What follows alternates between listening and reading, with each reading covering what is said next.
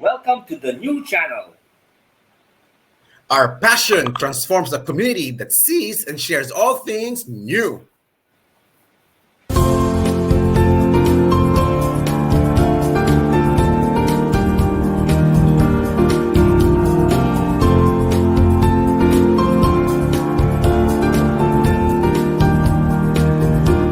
The new channel.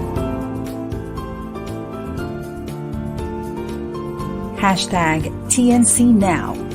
The views, opinions, and insights expressed in the following shows are those of the host, producers, guests, and viewers. They do not necessarily reflect the position of the channel. Viewer discretion is advised. I'm Erwin streaming here in Mandaluyong City. And I'm Carlo, streaming as well in Mandaluyong City. And welcome to Season 3, Episode 31 of Shots Fired!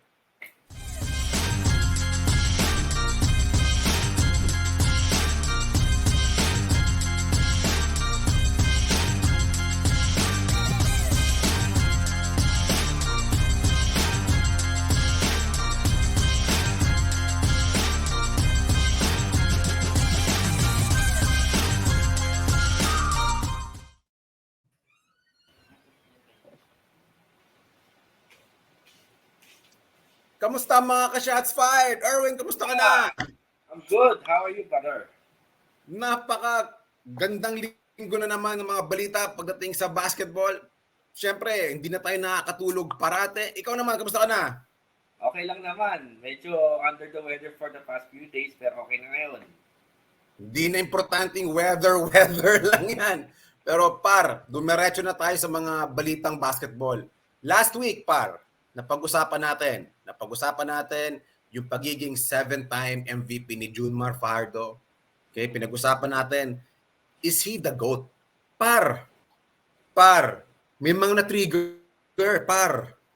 Hindi sila natuwa sa sinabi ko na si Alvin Patrimonio, yung PBA GOAT pa rin. Teka lang, Ginervous ako, par. Teka lang, Carlo, bago mo i-ano mo yung i-defensa mo sarili mo, mag-NBA muna tayo. O sige! Kahit ano, basta bola, par, kahit ano pwede nating umpisahan. Game, ano meron ka doon, bro? Sige, NBA. Mukhang let's go to the LA Clippers. Do you think... LA Clippers, par. Sige, nako. LA Clippers. Do you think they regret on the series decision that they got James Harden? Because tandaan mo, 0-4 na sila ngayon. Tapos sa Sixers, 8 at saka 1 nung wala si James Harden. Par, do they regret? Par, malamang, simula pa lang, they regret na. Wala namang magagawa eh. Pero kidding aside, so it is a little too early to judge the LA Clippers, no? Kararating pa lang, we do not really expect a player to change the game super immediately. Well, in this particular case, si James Harden yan eh. So yan yung inasahan mo. So 0-4. Ang mabigat sa Clippers, bro, kung napanood mo yung laro kahapon, James Harden, no, he was -21. Anong ibig sabihin nun? Sa plus-minus niya, ibig sabihin, pabigat siya sa team niya pag nasa loob siya ng court. So, basically, walang nangyaring maganda. So, ikaw, anong opinion sa unang mga laro niya? He was doing below his average, to say at least. Tapos, there was a post when James Harden was at the Clippers, but he was on the bench. Sabi na plap may positive yung performance ng Sixers when he's on the bench rather than he's on the court. So parang nakikita natin yung similarities na nangyayari sa Sixers at saka sa Clippers. So I think kaya ginawa ng Clippers yung trade because we were saying na and everybody saying is Clippers are desperate to have another star to help Kawhi Leonard and Paul George. Pero yun nga, medyo adjustment period, I may say, no? Kay James Harden, pero kailangan siya yung mag-adjust sa team. Hindi Tama. Mag-adjust sa kanya. Sabi ni Harden, he is the system. He is the system daw. So he's the system destroyer. So ang diskarte siguro, ang nakagulat, no? Ang nakagulat dito is that sa unang mga laro pa lang, again, take into consideration, it's only 4 games. We're barely a third of the season. Medyo gets natin yung adjustment period. Pero yun na nga, inaasahan natin na dahil superstar nga, adjust agad. Kaya lang, ang ginawa nila, yung 4 na mga player na paglaro sabay-sabay. Sabay-sabay. So, darating tayo sa point na feeling ko mangyayari to in a month's time, somebody needs to go off the bench. So, para sa'yo, sino yung player na dapat off the bench? 4 na superstar yan. Who comes off?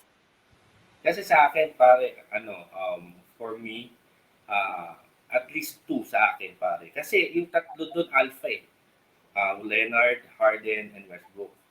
So, si Paul George naman, medyo nag-adjust naman sa to be a role. Medyo kaya, medyo mag-adjust yun. So, sa akin, kailangan mag-adjust si Harden mismo.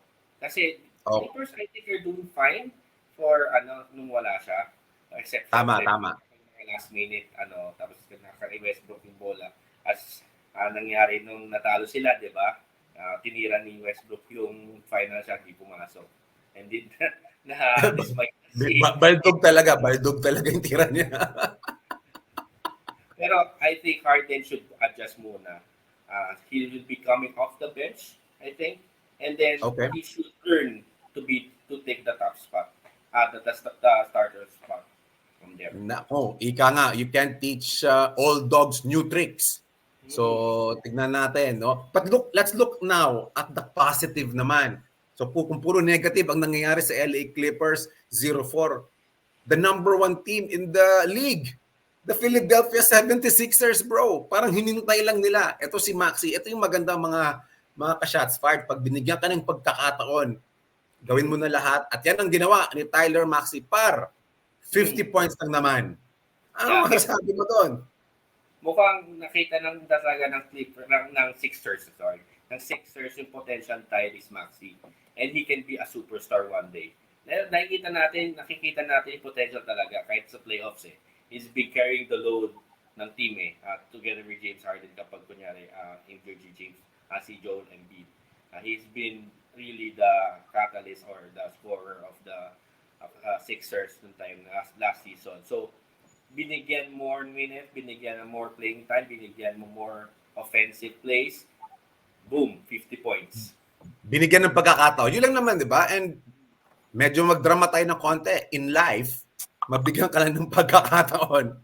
Yun na, take advantage of it. And obviously, he's now a budding all-star. Maaga pa para pag-usapan yung all-star. At doon na nga bumuka yung offense para sa Philadelphia. At ang maganda dito, bro, parang ang saya-saya nila.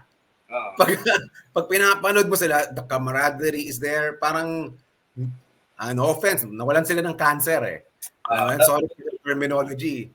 So, naging... so, tuloy-tuloy, di ba?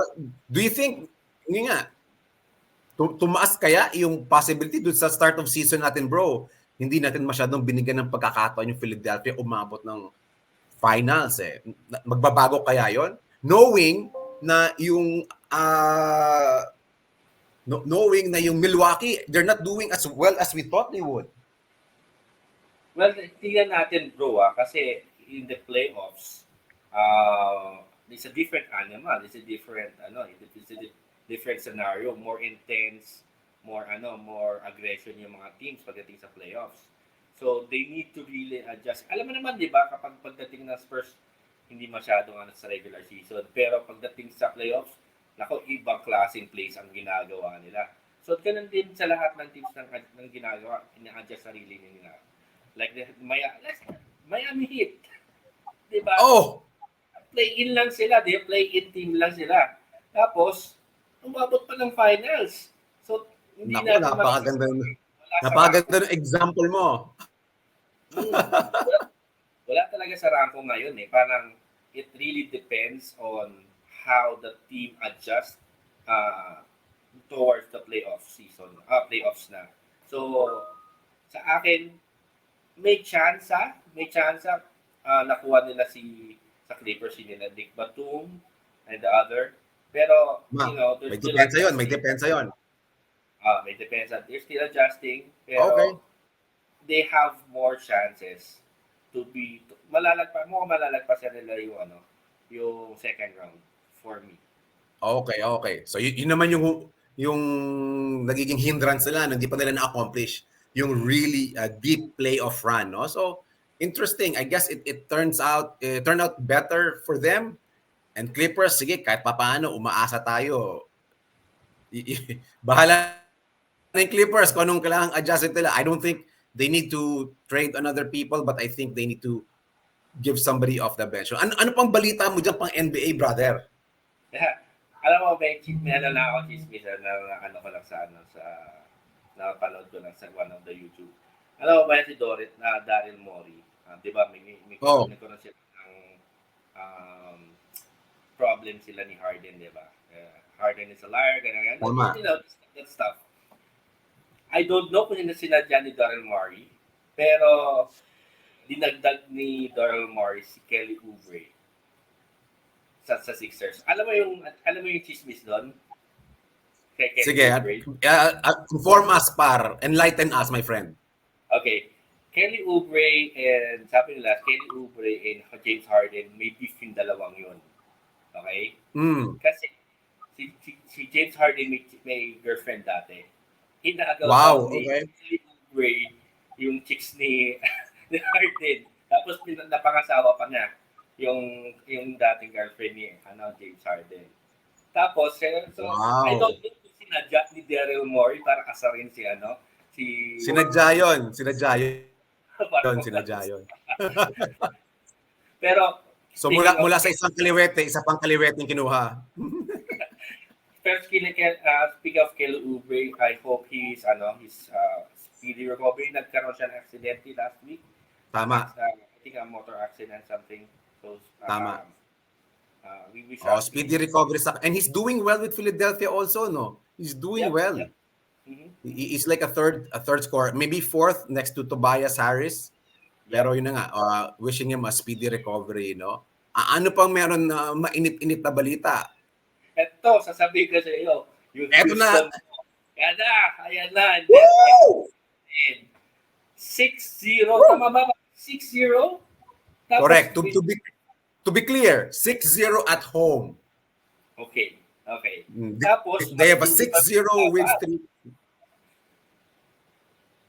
At hindi pa mga kalaban, mga Denver Nuggets, LA Lakers ang kalaban, I never expected on that, pare. Ikaw, what's your team? Ito, pare. It's your team.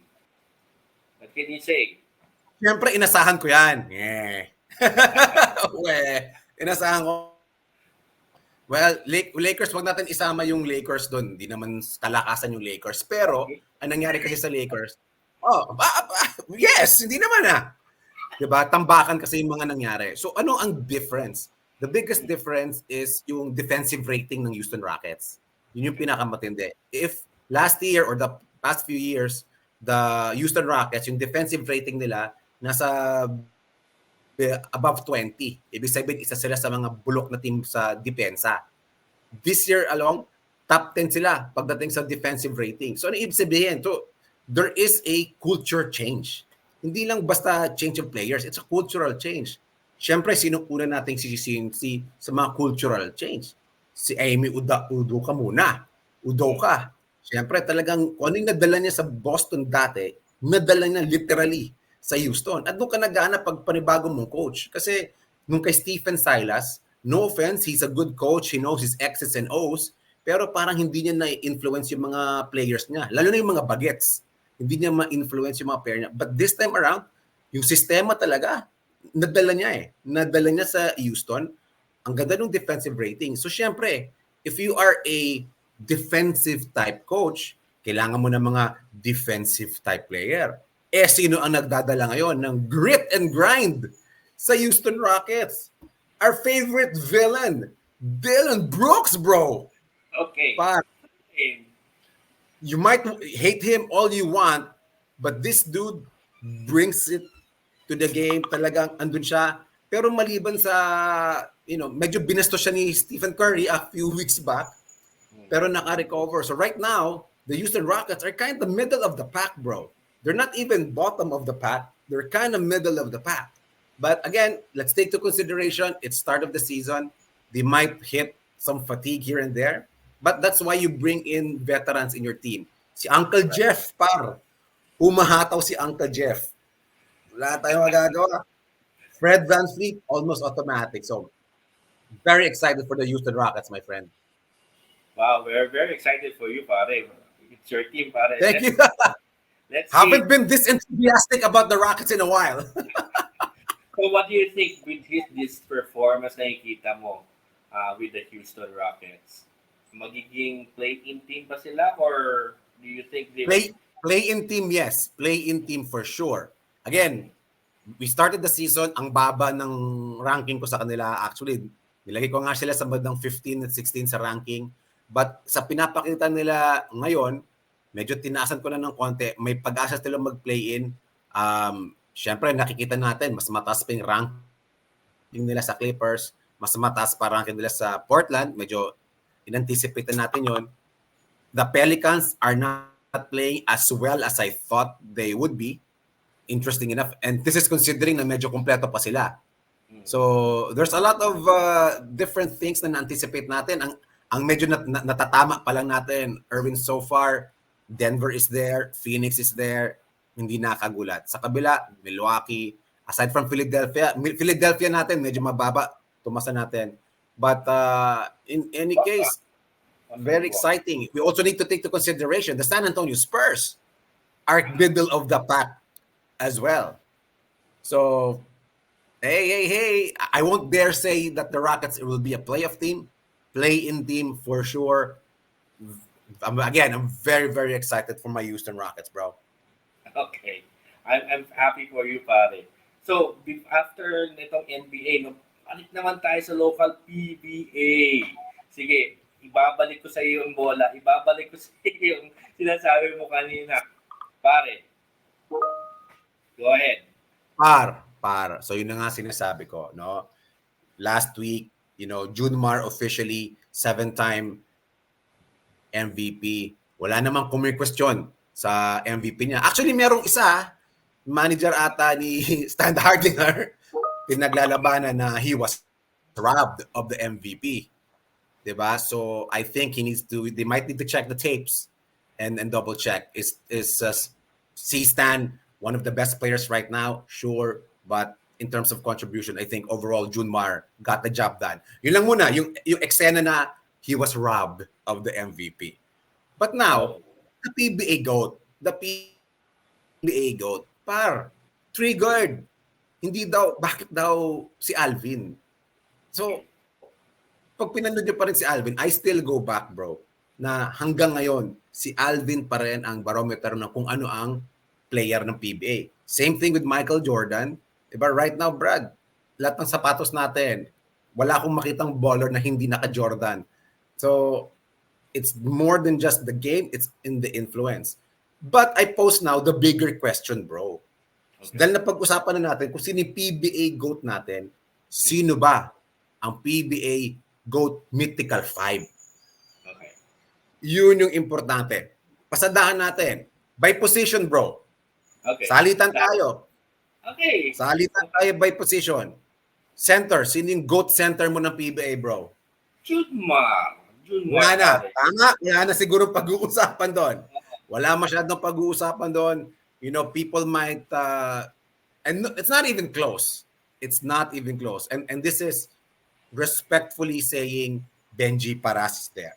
Obviously, one of the best. Kaya lang, mahirap i-compare mo yung 7-time MVP sa 2-time MVP. Some might go, the Ginebra fans might go Marlo Aquino, maybe an Eric Mink, maybe. But at the end of the day, I think 99% of us will say Junmar Fajardo is the best center in the PBA. Next, power forward. Yan, magkakatalo tayo dito. Who is your GOAT power forward, bro? Alvin Patrimonio. Si Alvin ang nilagay mo sa power forward? O sige. Yes, of course. Bakit si Alvin, Papi? Nakita natin 4-time MVP, a lot of multiple awards, multiple championships. He deserves to be on this mythical five para sa akin. Okay, no questions asked. Sa power forward ko, Alvin definitely is in my 5, but I did not put him at power forward. My power forward here is El Presidente, Mon Fernandez, bro. Matindi to. Back in the day, Right. baka hindi na maalala ng mga kabataan ngayon, silang dalawa lang naman talaga yung head-to-head ni Alvin nung araw. Diba? So, it's either, kundi si Alvin, si Mon Fernandez. Mon Fernandez eventually moved to the San Miguel franchise. It doesn't change what he has accomplished. Hindi lang po si Sonny Jaworski ang naging playing coach. Naging playing coach din po si Ramon Fernandez. Multiple-time MVP, multiple-time national team player, multiple-time staff. He's active also now that he's retired. No question, Ramon Fernandez is the best power forward out there. So right now we're kind of 2 for 2. Sa small forward, unaan ko na si Alvin. Nilagay ko siya sa small forward, hindi sa power forward. Bakit kundi nilagay si Alvin sa power forward? Kasi pag may import, ang nangyayari, yung import nila, usually nagpa-power forward, si Jericho Diniera nagsisentro. So I put Alvin Patrimos small forward again. Alvin Patrimos the GOAT, 4-time MVP. Nakakatawa siya sa mga pelikula niya. General manager siya. Lahat ng pwede ma-accomplish ng isang baller sa lifetime niya, nagawa niya. So, para sa'yo, small forward, brother. Virgil Meneses, the aerial warrior. Wow, okay. Okay, kasi naman during the 90s, he carries naman the team, multiple championships din naman. So, Okay. together with Bong Hawkins and the rest of the team, he is my small forward GOAT. Kaya ikaw pare, who is your small forward GOAT? Well, pero mapunta tayo kay Virgil Meneses dahil lumaki ako sa Mandaluyong. Okay. Talagang si Virgil Meneses na yung isa sa mga GOAT street ballers natin. Uh-huh. So when I was young, madalas ako sa mga inter-barangay dito, may nabalitaan ako na, manood tayo ng isang laro doon. May isang player na dumadang doon sa kabilang barangay. Pagdating namin doon, bro, si Virgil Meneses na pala yun. Noong mga yan, bata pa ako noon. Wow. It was like 14, 15. Dadayo kami. May dumadunk doon, may nag-windmill, lahat. Pagdating namin, siya pala, si Virgil Meneses. So, side story. Pero, ang best shooting guard ng PBA, 71 points lang naman. Si Triggerman, Alan Kaidik, bro. Wala nang iba. Okay. Hanggang yun. Gano'ng kagaling si Alan Kaidik. Yung ibang mga Asian teams, pag Asian Games na, ang tinatao lang nila si Alan Kaidik. Gano'n na katindi. Gano'n katindi si Alan Kaidik, maski NBA, acknowledge siya as among the best shooters. Glenn Rice, pag dumadayo dito yan, hinahanap niya si Alan Kaidik. So talagang Alan Kaidik is synonymous to shooting. Alan Kaidik is synonymous to 3 points. Dude, come on, dude. He's the GOAT. Bago pa, before Steph Curry was shooting from that deep in 3, Alan Kaidik was doing it already. Maski sa mga legend PBA games, si Alan Kaidik pumapalo pa rin ng 30. Inaabot na lang sa kanya yung bola. It's money. Moneyball. Alan Kaidik is the best shooting guard in the PBA. Point guard, bro. Baka magkatalo tayo dito. Who's your GOAT point guard? Di ba sana sabi mo sa mga viewers natin, sabi mo sa it's not about only basketball, it's about all about Sure. as well. Jowo, ang point guard. He is the he created a cool culture. Okay, he created the culture. Okay. Na nakikita natin na pangmasa, yung nakikita natin ang daming followers ng Ginebra ng time na yon. And even though na may mga times na bad move, you remember this? There's this one time na nag-walk out ng I think Ginebra time. Sure, tama. Kalaban ng Shell nung araw, tama. Puts Ginebra in the bad light. Pero makikita naman natin how influential din si Jowo sa mga tao noong time na yon. And until today, no, until today, hinahangaan pa rin ng mga tao. Ikaw pare, who's your guard? Mahirap kalaban si Jowo pagdating sa ganyan. I cannot disagree, you know, pag pumapasok siya pag manunod lang siya ng PBA, similar to Alvin, mas nagpapa-autograph yung mga tao sa kanya, no? But in a contribution standpoint, skill standpoint, Jimmy Alapag to me is the GOAT point guard right now. Some obviously will argue it could be Jason Castro and whatnot. However, Jimmy delivered multiple championships with the Talk and Text franchise. He delivered almost lahat ng kulay ng medalya ata pagdating sa Gilas na deliver niya. Hindi lang yun, bro. He is officially an assistant coach with the Sacramento Kings. So, if you mention influence, this dude is carrying Pinoy basketball overseas in a coaching perspective. So generally, we'll look at Spo when it comes to coaching, diba? Yep. But ito, we could definitely say Jimmy Alapag, fairly homegrown. I'm gonna say fairly homegrown. Maybe hindi buong buhay niya nasa Pilipinas, bro. Pero now, he's there. And sobrang exciting talaga. I remember the Korea game where Jimmy Alapag shot all those threes, lights out, man. I was there live. You know, it's Jimmy, bro. What can we say? He is among the best, man. So, again, I think 3 out of 5, halos pare-pareho tayo. Nagkatalo lang tayo kay Erwin Manansala sa point guard natin. Bro, I think apat pa lang tayo. I think it's for me, it's Junmar, Alvin, Verhel, Jawo. I think we're still missing one more guy. I think na-slip mo yata yung forward mo, I think. No, Junmar, center is Junmar, Mon Fernandez at power forward, Alvin at small forward, Alan K. at SG, Jimmy Alapag at the point. Okay. At the point. So, you know, we got 3 of 3 each of the right people, no? But anyway, again, you and I have watched basketball, I think, majority of our lives already. And who do you think, no? So, I guess maybe to end the segment, among sa mga 5 na binanggit natin, do you see a potential future GOAT na pwedeng palitan dun sa mga to with the current crop of PBA players? Kung coach mo meron kaya? Kung coaching man na nagawa na ni Jawo yun eh. Pero for the others, I agree with you on kay Dick. He is also my shooting guard. GOAT. Okay. Pero sa akin, Alvin, ang nakikita ko, can do the coaching. Okay. Verhel Meneses, although I think he's a politician right now. Tama ba? Tama. Mayor siya ng Bulacan, bro. At ginagawa, maganda doon, isa sa mga advocacy ni Erwin Manansala, International Airport sa Bulacan, par. So hindi na natin kailangan pumutang na iya. Pwede tayong pumunta doon. Talagang aerial voyager ang diniskarte niya.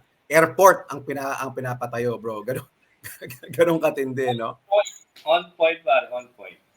Diba? On point, no? Pero right now, no, with the current crop of PBA players, I do not see any of yung mga binanggit natin, I don't see any of them replacing any of our GOAT players right now. We have a good crop of players, don't get me wrong. Pero yung to deliver, you know, like GOAT, Mount Rushmore type, wala, bro. Feeling ko itong top 5 natin, kahit nagkaiba tayo ng konti, sila pa rin yung magiging GOAT natin. It would really, really take a lot for Junmar to be replaced as the best center ever. It will really take a lot for Alvin to be replaced as the best ever, no? But generally, again, we've been watching a lot of PBA, a lot of NBA. You know, hoop is still the best at whatever we do, bro. Ano pa? Meron pa ba tayong balita dyan, bro? Pero nabalitaan mo ba? There's something going on with Mikey Williams. Ano man narinig mo pa rin tungkol kay Mikey Williams ng TNT? Akala niya siya yung GOAT kasi. Akala niya siya yung GOAT. Okay. Magkano yung sinisingel, par? Magkano sinisingel? Sa chismis kasi, nangihingi siya ng 2.4 million a year, I think. Yun yung narinig ko I'm not sure on that. Pero there's one post na kita ko. I'm not sure. Disclaimer, Sige. I'm not sure about it. And I hope na malinisan na ng issue ng TNT and between TNT and Mikey Williams with this kind of problem with it. Kasi nabasa ko pinull out, parang winave na yata siya or something. I don't know what's Correct. happening. Nagka-termination of contract na. So, ikaw, ano narinig mo kay Mikey Williams? Kasi may Mikey Williams dito nagkakaproblema, may Mikey Williams din doon sa US nagkakaproblema din. Ano ba yun? There's a potential NBA player na nakulong ata. Mikey Williams din ang pangalan. Okay. Talk about Well, that. Anyway, I see no particular problem a player asking for what they're worth.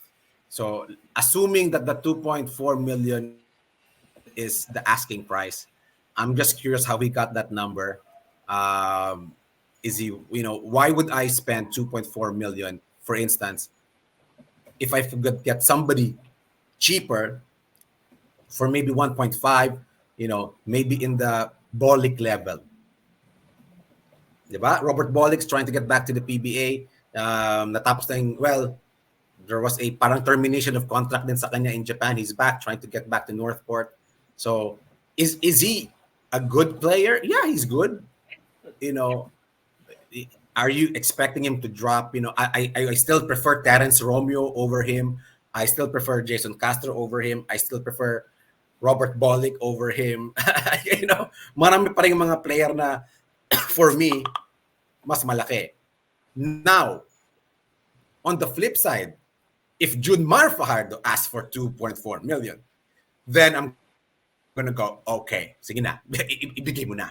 See the difference there? So that's something. If you could say that, then fine. We could put it in the James Harden level na nung humihingi ng 25 million. As James Harden ba? Okay, fine. When Jordan was given 25 million a year during his time, si Michael Jordan ba? Wala nang dalawang isip, ibigay mo na. So pag ang coaching staff, ang management, nagdadalawang isip sa 2.4, you might want to double check how really good you are, no? But anyway, nothing to lose. I think Talk and Text is still doing well. No harm, no foul will happen. Again, we have a very deep crop of players. Yung mga rookies natin na pumasok, malulupit. Yung mga import na pumasok ng PBA, malulupit pa rin. No offense, parang wala naman natang nakapansin na wala na siya sa liga. So, yun na lang. But I wish him the best. He's still a great player. I do hope he finds the opportunity to still play in the PBA kasi malupit din naman siya na player, no? Par, 30 minutes just blew by, my friend. Yeah, ang bilis. Pero abangan nila next week. Next week, good pa rin ang pag-uusapan natin sa PBA. Pero imports naman. Ang daming imports naman. Ang daming natin masasuggest. Henry James, Tommy, Harris, what do you call this? Goat imports. Kasi sabi natin. Goat imports ng PBA. Let's see.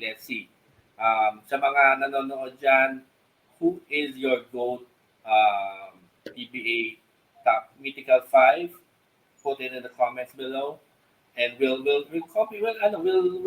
reply to your comments. Ayos yan. Tama si paring Erwin. Maganda yan. Magasarap na usapan yan. Dami tuloy na pumasok sa isip ko na GOAT import, no? So again, guys, kung natutuwa kayo sa mga pinag-uusapan namin, huwag nyo akong i-DM ng diretso. I-comment nyo, please. Para maganda.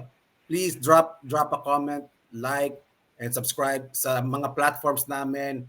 IG, TikTok, Facebook, YouTube. Makita nyo ang TNC at ang Shots Fired kahit saan. So please, bago kayo matulog today, gawin nyo lahat yan. Maraming salamat mga ka-Shots Fired. Paring Erwin, maraming salamat. See you guys next week. Thank you. Thank you.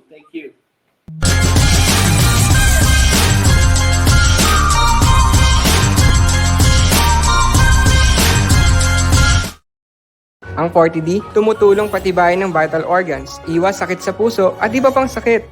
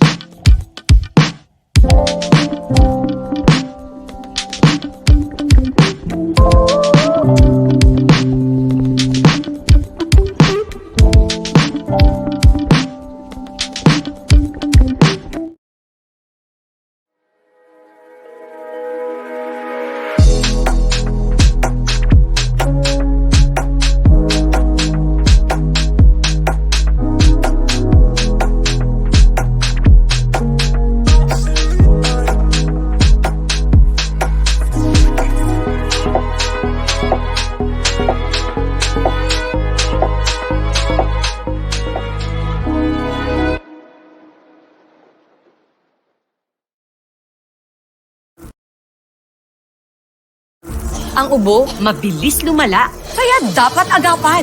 Dapat New Solmux Advanced Syrup.